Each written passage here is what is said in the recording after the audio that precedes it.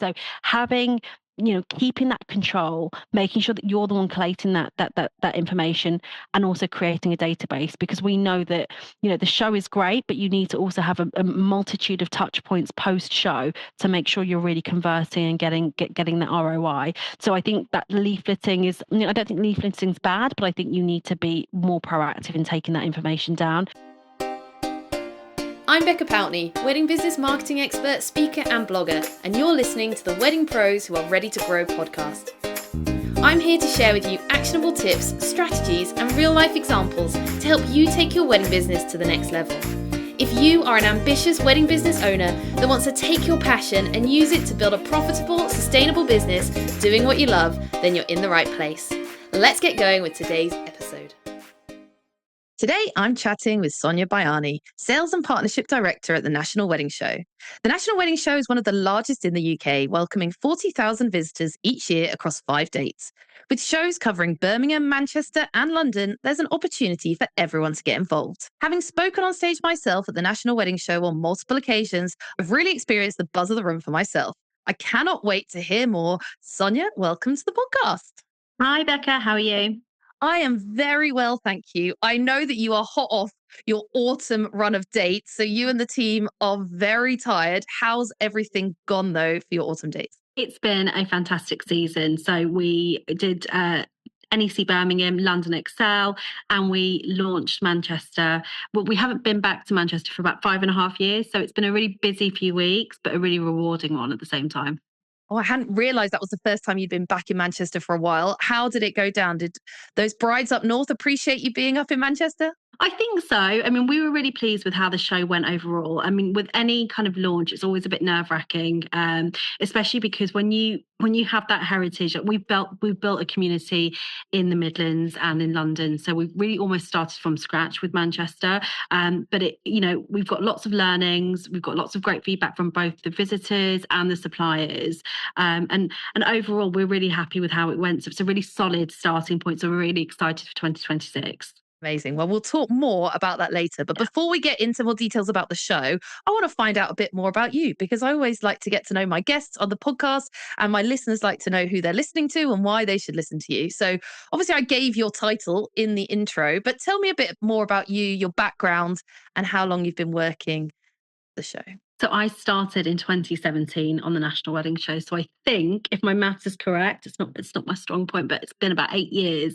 And I came into the shows as an account manager. So I've actually worked my way up. So I started selling on the shows, and it was a really good starting point, actually, because it built this foundation for me to really understand not just the portfolio that we have, but really gave me the opportunity to build these relationships with our suppliers.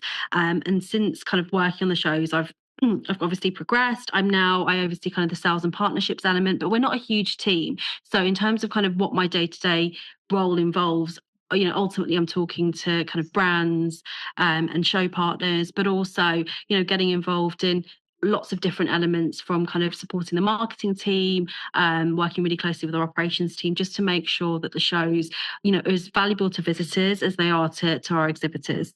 Amazing. And so before you worked for the National Wedding Show, were you in weddings previously? Were you in marketing? What did you do before you entered our wonderful world of weddings? It feels like such a long time ago. No, I've always worked in sales, but slightly different industries. So I worked in kind of a tech startup environment. So previous to the National Wedding Shows, I worked for a company called Wahanda, which is now Treatwell, which many people might recognise. And from there, I went on to a company called House, which is Houzz. I have PTSD because I'd always have to spell it like that. But that is an American-based tech startup which would help home design and renovation professionals to connect with homeowners who are looking to do these big renovations. So always worked in kind of small startup style businesses, but it was always in a sales role. So I'm very much commercially focused. And previous to that, which feels like a whole lifetime ago, when I went to university, I actually studied accounting and finance. So I had this brief stint where I thought I wanted to be an accountant, and then I quickly realised I've got far too much personality to sit in front of a laptop and do Excel spreadsheets. So the National Wedding Show is quite a far step away from accountancy, but I'm biased, but it is a great industry to work in. What's your first experience going back to 2017, if you can go back that far in your memory, of going to one of the shows? Do you remember the first time you stepped into one of your shows? Yeah, I do. So I started in the August of 2017. So I very much, it was like a crash course. I hadn't worked in events. I was just new to kind of that whole environment. And we did our first show in September at Olympia. So Olympia London is a beautiful venue anyway. So I walked in and I was like, oh my God, it's amazing. And especially for a wedding show, that venue particularly looks beautiful, dressed up as a wedding exhibition. And I actually really fell in love with the industry from that moment on. I think seeing the shows live and in action really cemented why I'd taken on the role. But I think for me, meeting those suppliers, there's a lot of independent businesses, SME business that makes up this industry. And I think I've always been naturally quite curious. I love speaking to business owners. I love finding out about kind of what their motivation is, what their what prompted them to start this business. And I just absolutely loved the whole experience. And I think from there I was just hooked and I was like, right, I love it. I'm going to be here forever and ever and ever. And it is a vibe. Like I said in my introduction, I've got fond memories of it myself. I spoke at it for 2, 3, possibly even 4 seasons for a long time. So I experienced all the different venues and it still lives on in me. I remember that buzz of that room, the people in there, the sights, the sounds. If people are listening and you've never been to one of the shows, not necessarily to exhibit, to just attend and see what it's like, I think it is something you need to have seen for yourself, because we know that not all wedding shows are created equal. We can have a small wedding show in a venue with a few tables all the way up to what you're doing in the National Wedding Show, and they're all called the same thing, but they're not all the same thing. They're very, very different. So if you are listening to this and you've never been to the event, absolutely get yourself along to one of the events. Now, why is it then, do you think, that wedding shows still have a place? Because even since 2017, marketing has shifted dramatically. We're living in a very digital age. Everyone's on TikTok, social media. Yet wedding shows are still very much an in-person event. Why do you think there's still a place for them? I think because when a bride or when a couple are shopping for their wedding or they're finding their suppliers, it's very much an emotional purchase. So quite often if they are, looking for their photographer or they're looking for their wedding planner, you can go and find this all online. You're right. A lot of people, I mean, even I would sit down, look up, go on Google, find wedding planners in my area, photographers in my area, and it will pull up a list for me. And that's great. And it makes my life so much simpler. But when you come to a wedding show, you actually get to meet those suppliers face to face. And when you're making such a big purchase, and, weddings are expensive things, being able to meet the supplier in person, it helps that couple choose that particular supplier. It's such a, I mean, aside from kind of the financial side of it, you have to really like your supplier. These people are going to make your big day. They are going to be the person that takes the pictures that you're going to look at in 20, 30 years' time. You've really got to be able to build that rapport and that connection with the couple. So from a supplier perspective, it's so important to be there in person to meet those couples who actually are quite overwhelmed at the beginning stages of their wedding planning journey. There's a lot of information being pumped at them. And the minute you get engaged, you've got your TikToks and your Instagrams. Those algorithms are pushing suppliers. They're pushing all this messaging, all this information. So sometimes coming to a show like this, whilst it is a big event and there is a lot to do and there's a lot of information again being thrown at you, being able to speak to somebody face to face in a one-to-one setting just allows people to find the right person for them, and it allows them to but for a supplier, it allows them to kind of really pitch and make their pitch more bespoke and suited to that particular couple. What do you think from a couple perspective? Because I think for them, do you think they see it as part of their overall planning experience? I remember when I was at the show, people would come in big groups of girls or with their mum, their nan. Everyone would come along for the ride. So why do you think the National Wedding Show is still important to couples? So I think the heritage that we've been running the shows for just over 30 years. So people, and during that time, we've established ourselves as kind of a big touch point in that wedding planning journey. So quite often couples, brides, as soon as they get get engaged, they're looking for their next show. So that's a lovely position to be in. And they come there because I think, again, it's that noise. There's a lot of information being thrown at them, and they come to the shows for a couple of reasons. A, because, you know, they're actively, there's intent there. They're looking to find their suppliers. And that's the messaging that, you know, we go out with our marketing team, you know, through our email campaigns and through our social media campaigns. They're pushing the messages that this is where you come to find the best suppliers in the industry. The other element of it is there's a celebratory element to it. It's a happy show. As soon as you get engaged, you're part of this special club. So anything that allows you to celebrate this moment in time, you know, you want to be at, and the shows offer that element. And also the other element of it is that you've spoken at the shows, and we have talk stages. We've got the Say I Do stage, which has really useful, you know, talks that help couples think about, you know, what does their wedding look like, how to kind of make it as enjoyable as possible, because it can get quite stressful. So yeah, I think there's a couple of elements that encourage couples to come, but I think shopping and finding their suppliers kind of at the top of the list.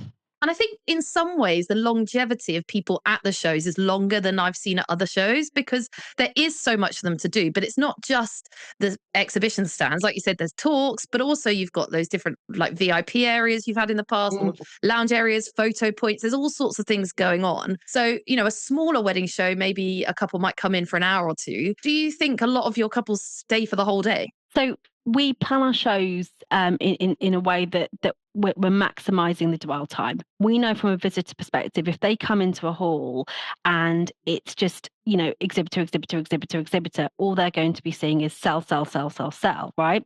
So we need to break it up and make sure that when they come in, yes, of course, the primary reason why we have these exhibitors in the hall is so that they can, you know, showcase their services and their products. And we want to make sure that that is as comfortable as possible, not just for the visitor, but for the exhibitor. So we include, like you said, we've got the champagne bar where people can sit down, have a drink, have something to eat. We have catwalk shows where you can sit down for 20 minutes and actually get ideas and inspiration of what you want your wedding dress to look like, as well as kind of, you know, interactive pieces of content like the Say I Do stage. We've got like nail bars, and these things allow for visitors to come in, speak to suppliers, take a minute to either regroup, think about kind of what they want to do next, think about, you know, whether that supply is for them, and then go and enjoy something that's not as kind of transactionary. It's a lot softer, and I think that helps the shows be positioned as kind of days out. And that's what, again, from a marketing standpoint, we position it as that as well.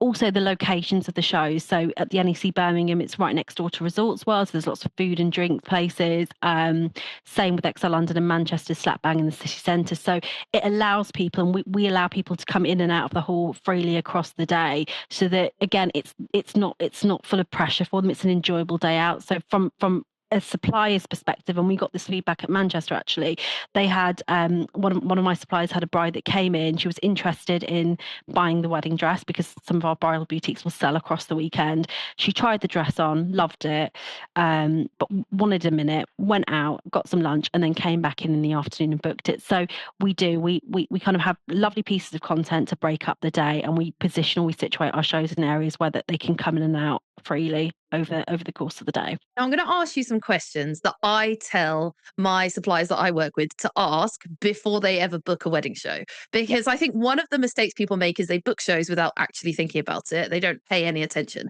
And one of the big things I say to ask before they actually start spending money is about the demographic of the show and who's actually there. Because if it's not the couples that they're trying to attract to their business, it's not right for them. So who are the demographic, would you say, at the National Wedding Show? And does it vary between locations? So yeah, well, the key difference between each location is kind of where these couples are coming from. So if we look at the NEC show, for example, you're getting primarily the Midlands catchment. XL London, you're getting London and the home counties, and at Manchester, it's kind of the northwest catchment. So from in terms of where they're coming from, it's very kind of regional, which is why we have 3 different events. But in terms of that you know, their budgets, it does vary slightly because of where you are. You know, you'll often find that London is slightly higher than the Midlands. Interestingly, Manchester and London are very much on par, but we sit proudly in the mid-market. So, quite often I'll speak to suppliers that are interested in speaking to couples, but they sit more in the luxury premium market, and that isn't our audience. We are mid-market. We know that our couples have a budget to spend. We know that, when they're shopping for their wedding, they have a budget in mind. Quite often they go over. But this mid-market is kind of where we sit, and that allows us to have a much broader catchment. I think another thing that we do is, when looking kind of at our events, is we ticket our shows. So we charge between £20 and £40 to attend. And that for us, it not only, delivers that quality of audience, because, there are people in the world that will just go to a show for the sake of it, for a bit of Prosecco and cake. You just get this intentional couple that are there to actually get tick things off their shopping list. Yeah, I think that's actually a really important point, because when I was a wedding supplier going back years and years, I've been at shows myself exhibiting where it's in a national trust property or something, and just people are just wandering in because they fancy a look around. And actually, it's really hard to differentiate who's serious. But actually, by putting a ticket price on, you are already filtering that, because if people have paid, number one, they're more likely to show up, but number two, like you said, they're intentional and they're willing to invest something. Because if they're willing to pay £20 to be there, they therefore have that mindset of, I now need to make the most of this day. It's that sunk cost fallacy. Like, I've paid to be here, therefore I need to make sure I have left the show having ticked things off of my list. So I think you do attract a more premium audience, but in that mid range. In terms of amount of footfall, obviously I gave the big number, which is across all of your shows. On an individual show basis, again, does it vary between the places, with Manchester being newer? Are you seeing roughly on average the same amount of footfall across your shows? Yeah. So we would say from a footfall perspective, Birmingham sits at just over 10,000. And if we look at the numbers from the autumn show just gone for Excel, interestingly, it's sitting at that amount. Excel has seen phenomenal growth over the last few seasons. So it's very much rivaling the footfall of NEC Birmingham. Manchester is a launch show, so we delivered just over 7,000 visitors across the 2 days. And the goal is just with every show that you do is to continually grow that, not just in terms of size, in terms of getting the number of suppliers into the show, but also through footfall. I think the more people know about the show, and I think that the shows that we've just done, it's great to see lots of couples emailing us being like, when's the next show in Manchester? When's that happening? So we'll see that growth in terms of footfall next year. Amazing. And I think that's a great start for Manchester, 7,000 for a launch show. And as you say, that's only going to increase. And it's also really positive that London has seen such an increase, because Birmingham was always the leader of the pack. So that's also great to hear. And that's a lot of people through the room. And I think that's one thing we have to hold on to. I mean, we'll come on to cost later, but quite often people say to me, oh, big wedding shows are too expensive. And I understand that mindset, but equally you have to look at it from a marketing perspective of, cost per walking people through the door, because often we're just like, well, that's really expensive and this is really cheap. But the really cheap show may get 20 visitors, and the really expensive show, or what's seen as expensive, may get 10,000 visitors. And therefore you can't compare them like for like. I think that's one of the mistakes people make. But we'll come on to that in a little bit, because I want to talk about what works for exhibitors. You've been in and around these shows for years. I saw them up close and personal as well, so I've got some thoughts. But what do you think works for exhibitors? Are there exhibitors that you see come back time and time and time again and are easily booking up straight away for the next show? Why do you think that is? What's working for them? Yeah. So I think that, firstly, in terms of that retention, we have around 70% of our exhibitors that are coming back year on year, which is a really good indication that the shows work for them, that we're doing something right, and that their business is required, in terms of kind of what they're offering from a product and service perspective. So that's really good, and that makes our lives a lot easier. It allows us to continue to grow the show. But in terms of what they do, and what I've noticed over the years, is the suppliers that do the best are those that make it easier for the couples to buy. So one of the first things I'll say to a new supplier is that you've got to make sure, yes, you've got to make sure that it's really easy to understand or identify what you do on stand. So quite often, you'll see some beautifully dressed stands, but it isn't really clear what they do. So sometimes, visually, when people are walking past them, it's not clear whether they're a venue stylist or whether they're an app, or whether they provide, I don't know, a photo booth service. So it's really important visually to make sure that it's within kind of the first few seconds, somebody knows what it is that you do. And second, you need to have a very strong and clear pricing structure. So quite often couples are coming in, most of the time it's their first time going through this process. So they don't really have any concept of kind of what a photography package costs or a photo booth package costs. So if you don't have clear structure, or you don't have clear price lists, or a clear way of kind of talking through that pricing, you're losing customers. So I often encourage people to have that ready to go, and also having enough space on stand. So having enough space so that people can actually come in and have a conversation. And when I look at suppliers that have done well over the years, first of all, they have a viable product and service. They're actually really good at what they do, and the product that they do have is relevant for the industry. But the second kind of the other points is that they actually do make an effort in terms of the way their stand looks. They make it clear to the visitor, and they make it easy to buy, and that's why they do well from the shows, and they come back year on year. I think it's interesting, isn't it? Because it's almost we're kind of contradicting ourselves in some ways, because we know that it's important for the stand to look amazing.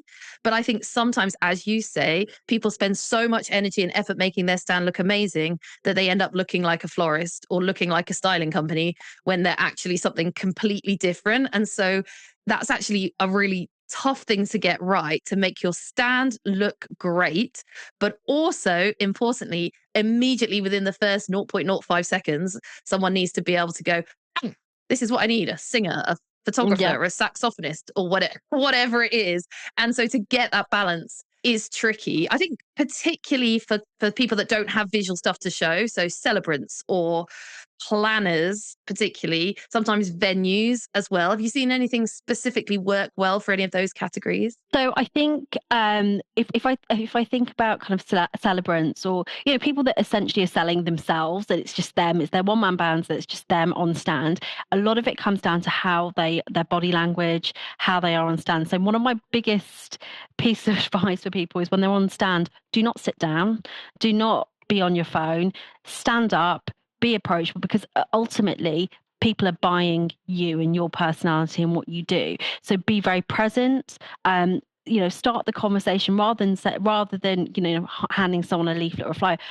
Ask them how their day is. Ask them if they got their wedding day. Ask them something that's not necessarily related to your business, and start the conversation in an organic, soft way, so that you can then naturally talk about what it is that you provide, what it is that you do. With the venues and kind of venues is huge at the show. A lot of the couples coming into the shows, they haven't found their wedding venue. So actually venues are critical for our event overall, but they do really well from it. So a big part of what I encourage venues to do is to, to get that footfall, because there is no show out there that will deliver the footfall, but not every visitor is going to be their couple. So I kind of ask them to look at it from a funnel perspective. So let's say, for example, at the NEC, you're looking at 10,000 visitors. Even if you get a minimum of 5% of those couples across to your open day or a show around, as long as the conversion rate is strong between the show around or the open day to actually booking in, you can see some real ROI. But you have to go in there with some real intent. So you need to have open days booked in, ready for people to attend, or there needs to be a show around calendar that you can book people in over the weekend. One of the tricks that a couple of my venues have started doing, and it works really well, especially if they're kind of a hotel or they offer kind of food and dining on site, is that they actually do like a very special, they do like a special afternoon tea, or they do like a set menu which people can book in for. So what they'll do is they'll book in for the show around, they'll take advantage of this lovely kind of afternoon tea, and that will then get that couple to commit to attending, so you get less cancellations post show. And then when they do turn up, they have the show around, and then they get to enjoy the venue in a much softer kind of, it allows them to take in the venue much like if you were going to a house viewing, if you will. You want to see it and you want to really experience and make sure it's the right fit. So it depends on the supplier, but I do think that both, across all suppliers, don't be on your phone, don't sit down. It is busy, it is tiring. Just be on your feet, be chatty, be engaging, and you'll find that the more you do those things, the more couples will naturally gravitate, because it is quite an overwhelming experience. Yes, there's so much to unpack in there. I Yeah. think one thing that's definitely coming out is you do need to give people a reason to stop and talk to you. And so anything you can do that isn't just jumping in their face and shoving them a business card is helpful. And also, I think the follow up strategy, I love what you've just shared about that venue and that strategy and an idea to get people to take that next step. I think quite often people see the show as the final step rather than the start of the funnel. And Yeah. so again, for every supplier type, if you're listening to this, for any show you do, you really need to think about that. What is my aim? What am I trying to get them to do next? Because just making the sale isn't always the easiest step. People do sell at shows and people do make money at shows, but quite often there needs to be another step in between that. And so being creative with that and thinking about what that looks like, really important. Okay, let's look on the flip side. Let's look at what people do wrong at the shows. One of my favorite things to do when I used to speak at the National Wedding Show was to walk around and find people who were doing it really badly and then spend some time with them, helping them to do it better. Because obviously that's what I do in my business. And I would just stop. I was there all day anyway and chat to them and go, have you thought about doing this differently? Have you thought about putting your phone down? So what are some of the key mistakes? I've got some as well, but from your perspective, what are some of the key mistakes if you walk around a show and you think, oh, why are they doing that? I think so. We've spoken about kind of being on your phone, sitting down, but I think one thing that you know, I kind of, it's a red flag for me is when somebody isn't taking down contact details. So quite often people feel like, okay, we're going to get loads of flyers printed and we're going to give them out. That means that the couple have your details, but you don't have theirs, which means from a sales side, from a sales process perspective, you've lost out. You completely, there's no database to be built. There's no information. You're going on you're kind of leaning on the hope that they'll contact you and that they'll get in touch with you if they're interested. Actually, you need to be far more proactive. So that means you need to be doing some kind of activation. Competitions are really popular at the show. So, whether it's like win a hamper or win a free night stay, using that as a way to collect details and naturally, and again, there's a trick to it. I don't think you can just get people to get them to fill in, because people will fill in if there's prizes to be won. People will actively give you their details.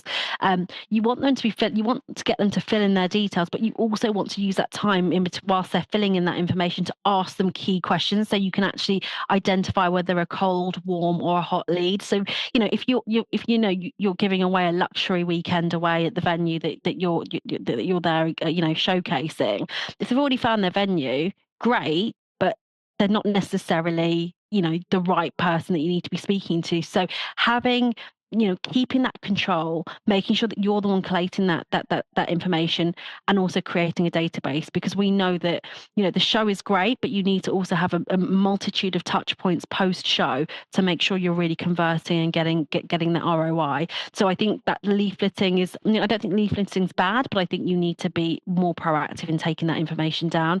That's number one. I think the other thing that I find quite not frustrating, but it's when people aren't on their stand, and it seems like such a simple one. There's plenty at the shows. We do have networking opportunities, so we do exhibitor drinks on Saturday night. We have tea and coffee lounges set up throughout the weekend. So there's lots of touch points where you can actually speak to other suppliers that but be on your stand, because there are so many times where I've walked past and couples are just picking up leaflets or they're looking through a portfolio, but this supplier isn't there. So you actually have to be on stand to be able to speak to your couple, speak to your potential clients, and in order to convert them. So those are the two that I can think of off the top of my head. 100%. I think on that second one, don't try and do a show as big as yours alone. That's one of my big things. I think sometimes people do, and that's why they end up having their stand empty. And again, just when I was speaking at the shows, I was exhausted. I wasn't even standing on an exhibition stand. It's exhausting. It's tiring. You need to eat. You need to use the bathroom. You need to have at least one, if not two or three other people with you. So even if you don't have anyone working with you, bring in a friend, a relative, pay someone to work on the stand with you. Like, it is too much to do that show alone. Yeah, I fully agree. I know that some of my exhibitors this season had to get rope friends in, even if it was just for like the 15-20 minutes every so often that you need to go to the bathroom and have something to eat or drink. It is important,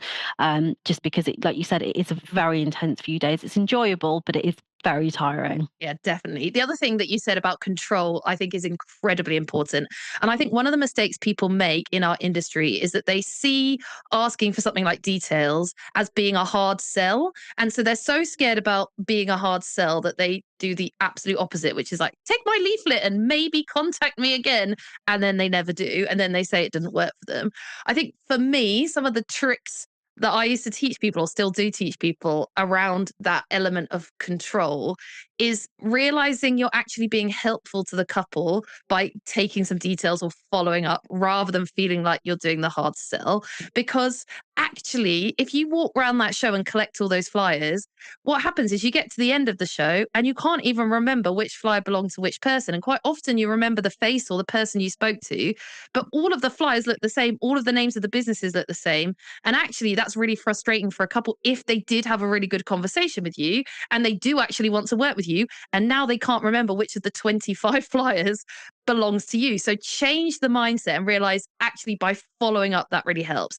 The other thing I always say, especially if you're doing a big show like yours, is include a photo of yourself in the first email you send back. Because, like I said, they may not remember your brand, they may not remember your stand, but they will remember what you look like. So when you send that immediate, and it should be immediate, automated follow-up email, when you talk to someone on the stand, you put their details into your iPad, whatever it is, it sends them an email immediately. Include a photo of yourself. Even better if you're organized and it's a photo of you at your stand on, like, so it looks exactly the same. But if you can't be that organized, at least a photo of you, because they're much more likely to go, oh, I really enjoyed my conversation with X, rather than, oh, who was that floral, sparkly company that I spoke to? Because let's be honest, all wedding business names sound the same. Like, And so yeah. you're the differentiating factor. So yeah, for sure, change the mindset and make sure they remember you. The other thing I think is as well, if you want to be memorable, even in the follow-up, is have something really memorable on your stand. I remember one year at the wedding show, and I talk about this example a lot. There was these wedding planners there and they had a bath full of balloons that Yes. people could get in and out of. I don't know if they even still do that, but it was a few years ago. And even if you can't remember anything else, you will remember that stand was the stand with the bath. And so again, refer to it in your follow-up, have that on your social media platforms, talk about it so that people go, oh yeah, I loved that stand that had the bath on it. And it makes it memorable rather than just another stand with more beautiful flowers. Yeah, I remember that bath actually. So it did its job. Yeah, exactly. It was a great marketing technique. And I think the other thing mistake I saw people making was just having a really poor stand. I'm sure you get this every time, but people given a space, and most people maximize their space almost too much. As we said before, it's not clear what they do, but you'd get other people that had basically almost forgotten they had to decorate their space. And so it was just like a blank shell with a tiny little sign. And it just looked really amateur. It's a very visual, kind of pretty industry. So whilst it's important to be really clear on what it is that you do have to, you're asking people to spend money with you. So that means you've got to spend, you don't have to spend loads, but you have to spend enough money for your stand to reflect your brand and reflect your business. And that's what we always say. We always say, this is your pop-up space.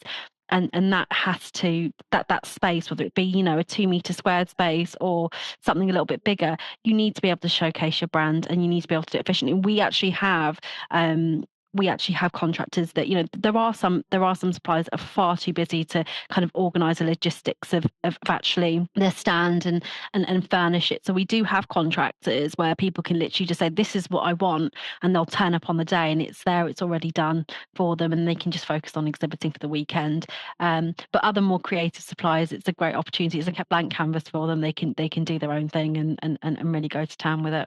Yeah. And I just think it's important to realize that it all forms part of this big picture. I think, again, people just see the event as a standalone thing. But actually, if you are going to invest money in doing a big show or any show, you need to think about what comes before that. You need to think about what happens on the day, how it looks, and then the strategy for what comes after that. And it all has to form part of the marketing, because you could have a great stand, but if you don't collect details and there's no follow-up, you'll come back and go, National Wedding Show didn't work for me.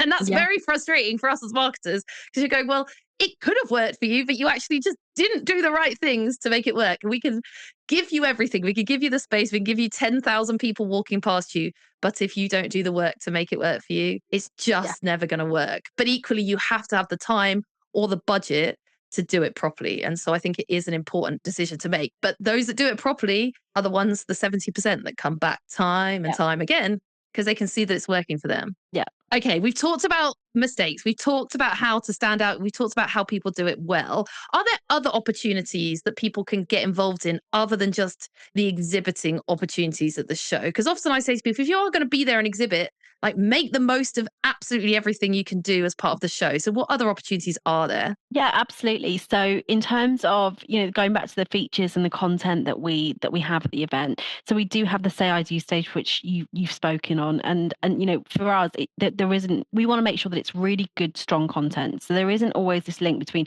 you must exhibit with us in order to have a speaking slot on there. So if there is somebody, if you're an expert in what you do, and you really feel like you can create, a piece of content that people want to listen to, and it's actually ultimately going to help couples, you can apply to do or to be on the Say I Do stage. I do think, and I will check this, but there is a link where you can apply on the website and it will just ask you to fill in a form. And that's a really great way if you want to be seen as a thought leader or if you are, it works really well for wedding planners, anybody that's been doing this, been working in this industry for a long time and wants to impart advice to our couples. So that's a really great touch point. We also have our catwalk, but this is more kind of suited to your bridal and your menswear, but that's a really lovely touch point aside from having a stand.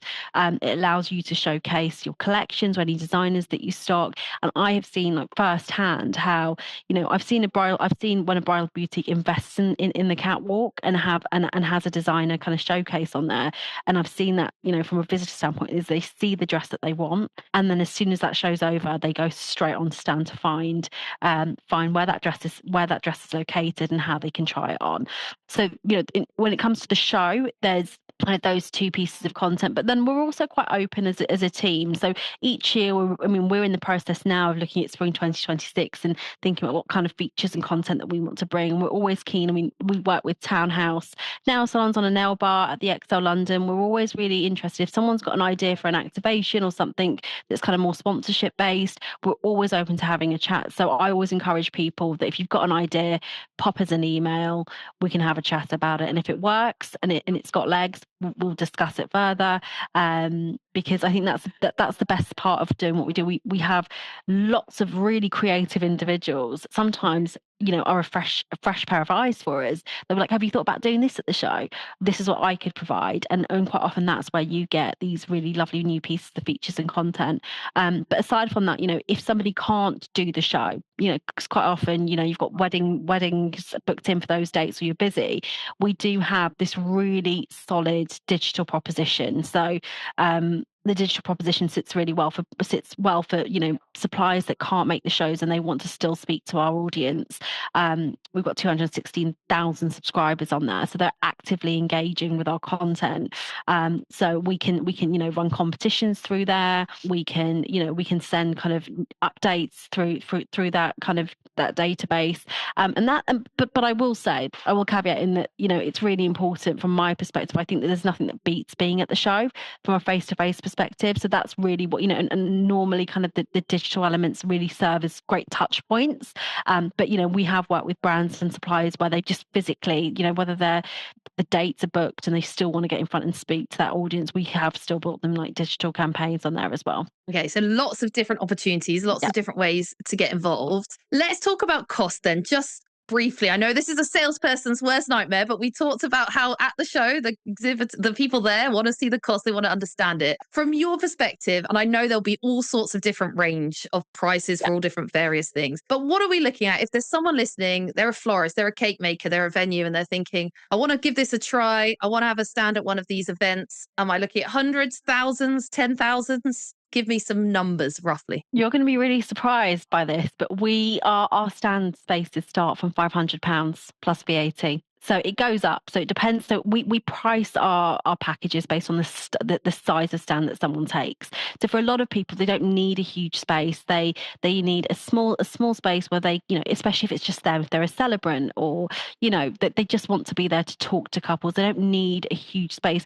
You can access the shows from £500 plus VAT. So I think that's most suppliers don't, they think of it and they think, oh gosh, it's thousands. It's totally inaccessible. But we have over the last last few years worked on kind of looking at smaller stand options so that people can, you know, whether if you're a florist, if you're a cake company, you can access the shows, because fundamentally we want to make sure that we're getting the right suppliers through the door, but we need to have a solid and strong exhibitor mix. And that comes from having conversations with our suppliers who say, look, I don't need a huge space. I just need, you know, a small 2 meter by 1 meter space where I can show up and I can speak to that audience.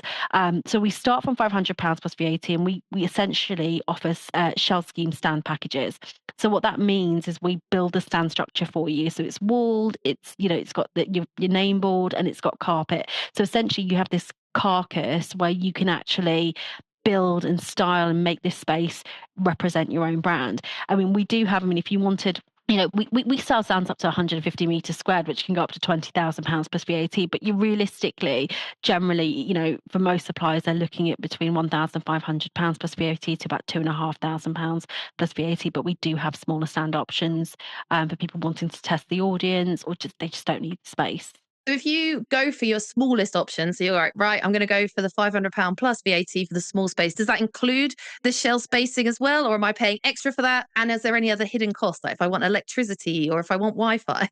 So with all stand packages, they also, whether you pay the £500 plus VAT or you pay the 20 grand plus VAT, they all include the stand build. So you get the stand structure, the carpet, the walling. What we don't include in any of those packages is electrics and lighting.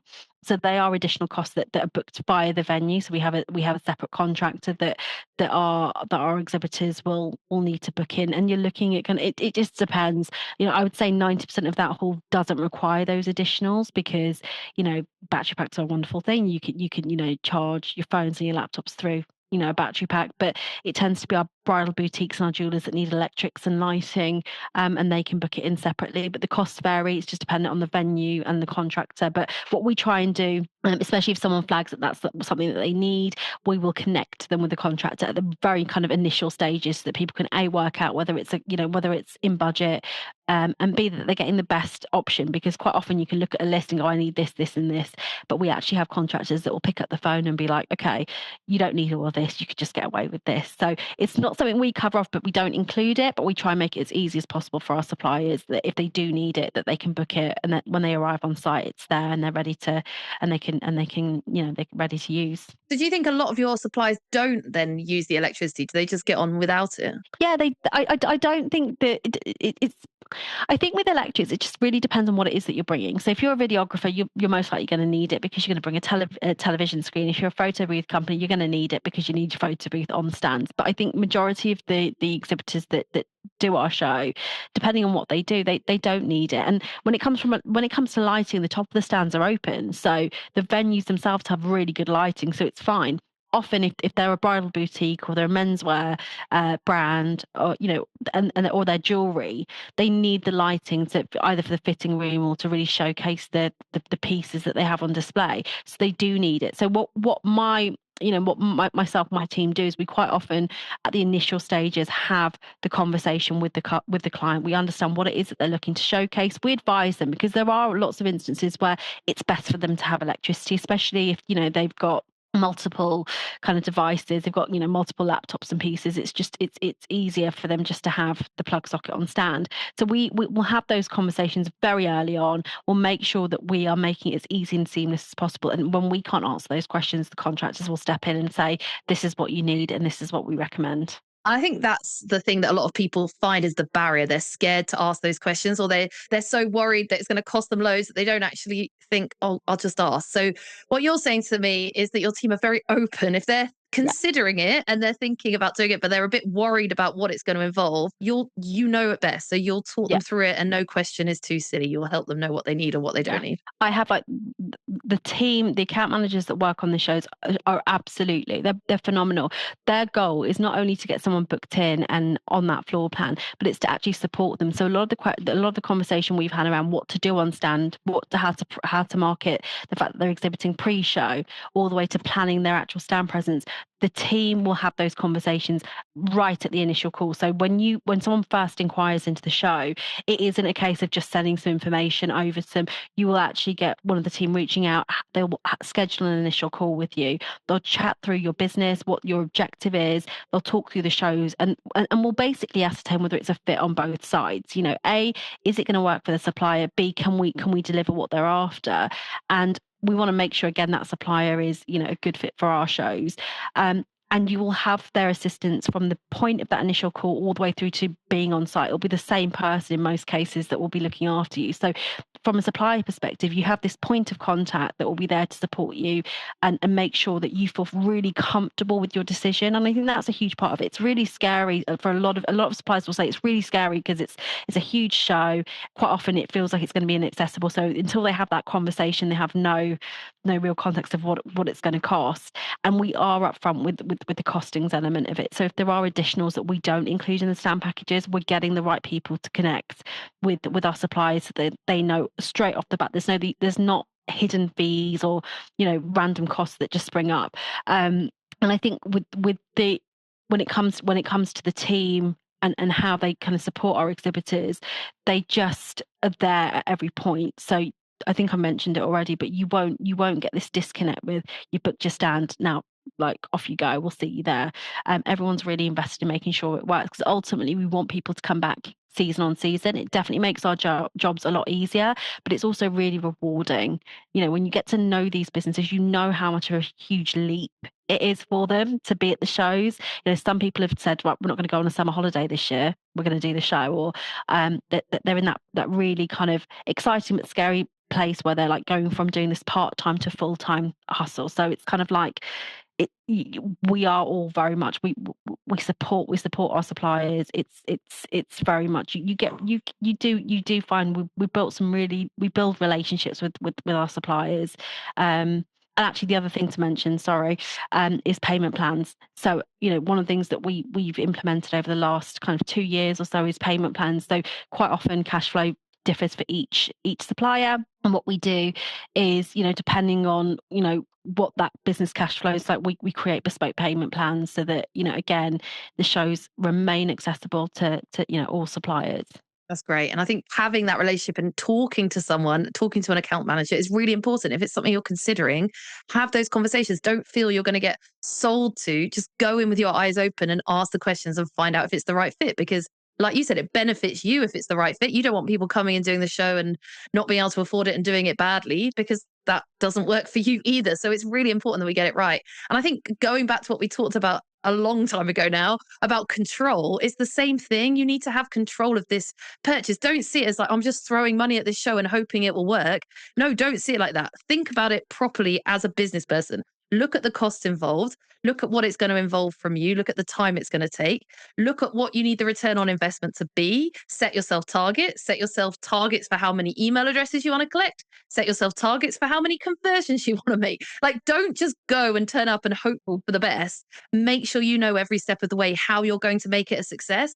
Make sure you're intentional about the social media posts that you put out during the show, because even if people aren't at the show, if you're doing good content about being at the show, that can also lead to further bookings. So I think if you're listening to this and you're just panicking about the price and of any show, actually stop just throwing it into the wind and hoping for the best, and start realizing, right, if this is going to be part of my marketing plan for next year, this is how much it's going to cost. This is how I'm going to get the most out of it. And this is how I'm going to make my money back from it.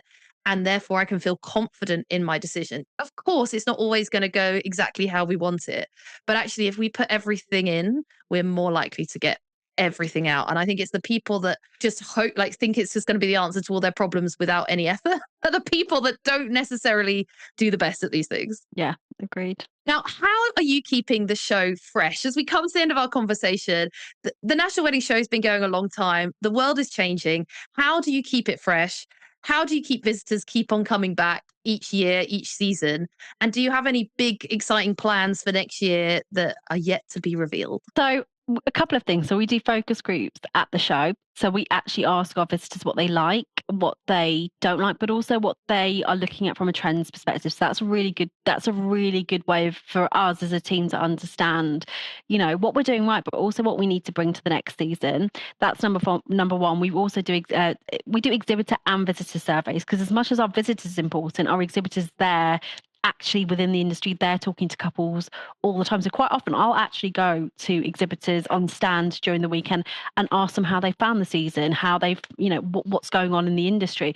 So I think a mixture of the surveys, the focus groups, and conversations that really guides us into the next season, and what we need to do, both from kind of a supplier perspective and a visitor's perspective. I also have an amazing marketing team. Like, they're absolutely brilliant. They are constantly on Pinterest, they're on TikTok, and they're on Instagram. They're consuming all the information that our visitor will also be consuming, essentially. So they are able to identify the trends and what we need to be bringing, both from kind of a styling perspective, through to kind of features and content. And we actively, again, are reaching out to brands that we can see have got kind of more of a wedding focus. In terms of next year, in terms of what we've got kind of coming up, so we are going to be bringing Manchester again, back, because it was a successful launch, so that's exciting. So that'll be back in autumn 2026. But we have got a couple of little bits going on, but I can't reveal it yet because it's not actually they're at that kind of stage where they're in the process. They've been verbally confirmed, but we just need to get the signatures on that piece of paper. But what I will say is the shows, the focus for us as a show is to continually grow them, but grow them in the right way. So making sure that we are constantly bringing in the best suppliers onto that show floor so that our couples can find the right supplier for them, but the best suppliers in our industry.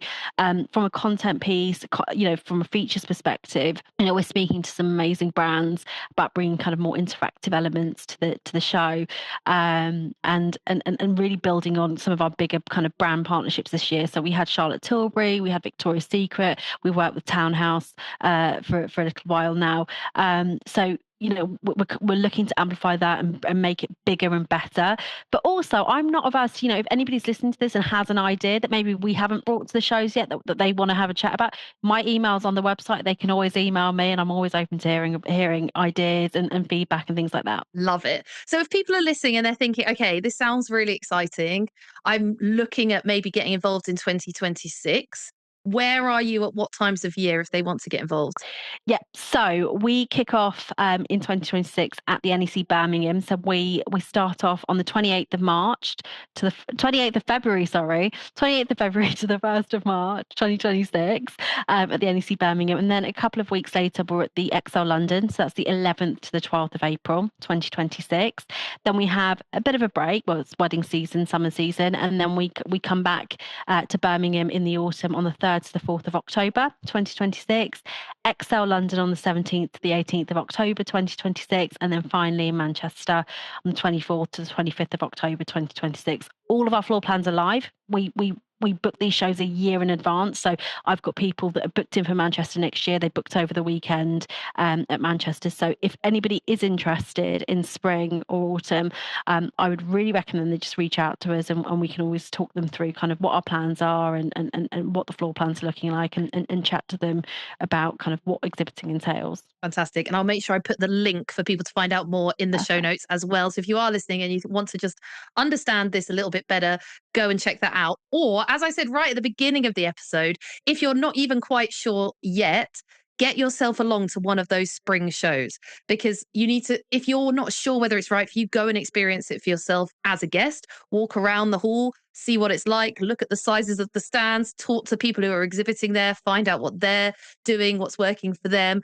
go and do some research for spring, and then maybe look at exhibiting in autumn or spring 2027, because that way you'll get a real feel for what it's like. Because we can explain it and describe it and talk about it, but actually nothing beats being in that room, does it? Yeah, absolutely. Yes. If anybody is interested, they can still inquire through the form. And again, going back to kind of how we work as a team, one of our account managers will reach out. They'll talk you through the shows. And if you feel like you still need to come and see the shows before you make a decision, they will sort out a on-site show around with you. They'll walk you through the shows. And it's just good sometimes. I think some people need to meet someone. Like, again, what we do is face to face. We are all about face to face. And I think, when I think about our shows that have just gone, we had a lot of exhibitors, suppliers come through just to visit the shows, just to see whether it would work for them. And just being able to meet the team in person will kind of allowed them to put their mind at ease and realize that actually, it's a big show, but it's not, we like them. A lot of people don't know this, but we are, we're an SME business and we're not a huge team. So it's quite nice and reassuring for suppliers to come and actually meet us in person. Fantastic. Sonia, it's been so fun talking to you. Thank you for your time. Thank you for telling us more and answering my questions so candidly, because I like to grill people and ask them the questions that I know that the listeners will want to hear. So thank you for being so open and honest. I always end my podcast with the same question. So I'm going to ask that to you now, which is, what's one thing you personally wish you'd known sooner in business? I think the importance of community. I think quite often, we have our own targets and our own objectives, and we think about what we need to do in order to reach a particular goal. And quite often we forget how important community is. And over the past 8 years, a huge reason for the growth, not just for the shows, but for me individually, it's come from actually talking to my clients, talking to other people within the industry. And I think that the minute that I understood that was so key and critical for growth, it allowed me to develop in a way that probably, I wasn't developing in previously. So I think the importance of community, the importance of being open, honest, collaborative, is so key, and not seeing people as competitors. I think that's the thing. Everyone can teach you something, and if you remain if you have that kind of honest, transparent, collaborative approach, you build this community of people that will not only support you individually, but they will support whatever it is that you're working on, whether it be the shows. And Manchester's a big testament to that. I think our team worked exceptionally hard on delivering that show, but actually it was a community of exhibitors that came over that do NEC and Excel normally, that were like preaching about how amazing Manchester is. They invited their friends and their other suppliers, and they were a big part of that, the reason why it was successful. So yeah, I think community is a huge thing. Fantastic. Sonia, thank you so much for your time. Good luck in your preparation for your spring shows and your autumn shows next year. It's been a pleasure, and I hope to see you in person sometime soon. Thanks, Becca. What a fantastic episode. One of my favorite things to do on this podcast is to get people from the bigger brands that you see and you find intimidating, so that you can actually see that they're just real people who want to help you and answer your questions. And I hope that today you've got a better understanding about what the National Wedding Show is all about. And it no longer is just this big brand, but actually there's people with hearts behind it who want to help you succeed. So if it's something that you've been thinking about or is on your agenda, then now's the time to find out more. Reach out to Sonia and her team. I'll put all of the links in the show notes, and make sure you say when you fill it in that you heard all about it on Becca's amazing award-winning podcast. I think wedding shows are definitely still a place to be seen at, a great place to be able to meet and touch and feel and see everything in the wedding planning process. So don't discount it. And also the networking that can happen is incredible too. I'll see you next time.